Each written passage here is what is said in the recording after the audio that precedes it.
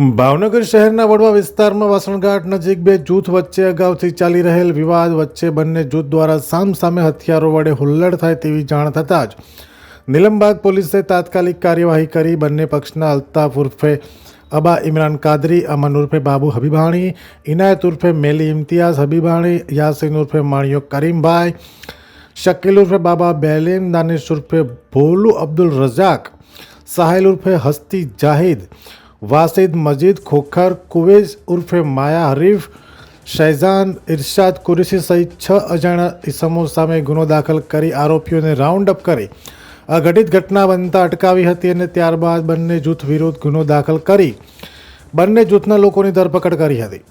આજરોજ બંને જૂથના માણસોને ઘટના સ્થળે લાવી કાયદાનું ભાન કરવામાં આવ્યું હતું. આરોપીઓનું રિકન્સ્ટ્રક્શન જોવા માટે લોકોના ટોળા પણ ઉમટી પડ્યા હતા. અહેવાલ ફિરોઝ મલેક, ભાવનગર. અમે તમને આપીશું પણેપણના સમાચાર. જો તમે અમારા નિર્ભય માર્ગ ન્યૂઝ ચેનલને સબસ્ક્રાઇબ કર્યું નથી તો અત્યારે જ નીચે આપેલા આઇકોન બટન પર ક્લિક કરીને સબસ્ક્રાઇબ કરો અને શેર કરવાનું ભૂલશો નહીં.